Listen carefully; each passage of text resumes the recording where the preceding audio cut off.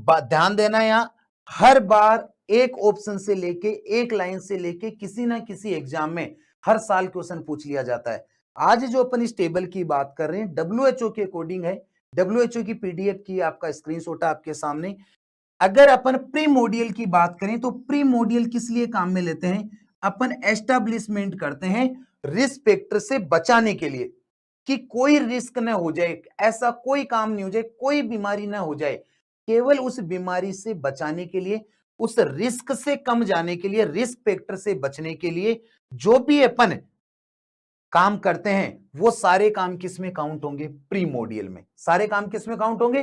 Pre module में। जैसे कि लाइफ स्टाइल मॉडिफिकेशन। अब लाइफ स्टाइल में मैं कह दूं कि आप जिम जा रहे हैं, आप जो जिम जाते हैं वो किस में हो गया? लाइफ स्टाइल मॉडिफिकेशन में। और यह आपका और कौन हो गया? Health promotion. किस में काउंट होगा बेटा? Pre module. किस में काउंट होगा? प्री मॉड्यूल में। अगर अपन प्राइमरी की बात करें, फर्स्ट की बात करें, प्राइमरी प्रिवेंशन की बात करें, प्राइमरी प्रिवेंशन की बात करें तो आपका प्राइमरी प्रिवेंशन है intervention to preventive the onset of disease. Disease होने से जस्ट पहले बीमारी से जो बचाव के उपाय है, रिस्क फैक्टर से जो बचाव के उपाय है वो तो क्या होंगे? प्रीमोडियल। और बीमारी से जो बचाव के उपाय है वो क्या होंगे? आपके प्राइमरी प्रिवेंशन। जैसे कि वैक्सीनेशन। वैक्सीनेशन किस लिए किया जाता है? जैसे मैं कह दूं बीसीजी लगाएगी 8 बर्थ पे, जो 8 बर्थ पे आप बीसीजी लगा रहे हो, तो किससे बचाने के लिए? कि आने वाले टाइम के अंदर बच्चे में क्या नहीं हो? टीबी नहीं हो। उसके लिए अपन करते हैं, उसके लिए अपन करते हैं। तो वो फिर कैसा हो गया? प्राइमरी हो गया। हेल्थ एजुकेशन भी किस में काउंट होगा? प्राइमरी। ध्यान देना, हेल्थ एजुकेशन को कभी भी प्री मॉड्यूल में काउंट नहीं करना है। जो फैमिली प्लानिंग है वो भी किस में काउंट होगी? प्राइमरी में। जो आप मॉस्किटो नेट्स यूज करते हैं, जो मच्छरदानी ओढ़ के सोते हैं, जो रात को अपन बोरी ओढ़ के सोते हैं, वो भी किस में काउंट होगा? प्राइमरी प्रिवेंशन के अंदर।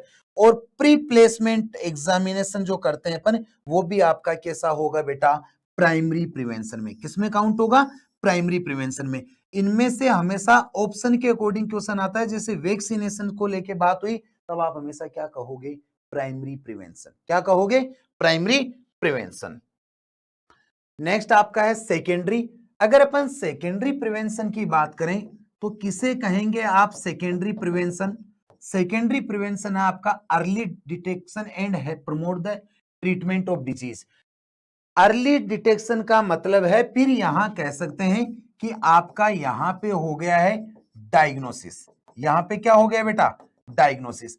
अगर डायग्नोसिस की बात करें तो डायग्नोसिस हमेशा आपका किसके अंदर काउंट जाएगा? यह आपका जाएगा अर्ली डिटेक्शन। किसकी बात होगी? Early detection. किस में जाएगा? Secondary prevention.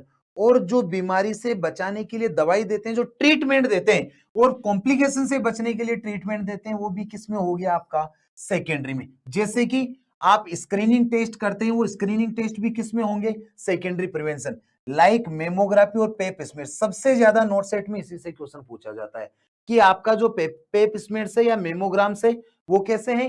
प्राइमरी प्रिवेंशन नहीं है, वो कैसे प्रिवेंशन है? Secondary prevention. किसमें बात होगी उनकी? सेकेंडरी प्रिवेंशन में। या फिर जो सेल्फ एग्जामिनेशन है, जैसे testicular examination, breast self examination, वो भी किसमें काउंट होंगे? सेल्फ एग्जामिनेशन भी किसमें काउंट होंगे? सेकेंडरी।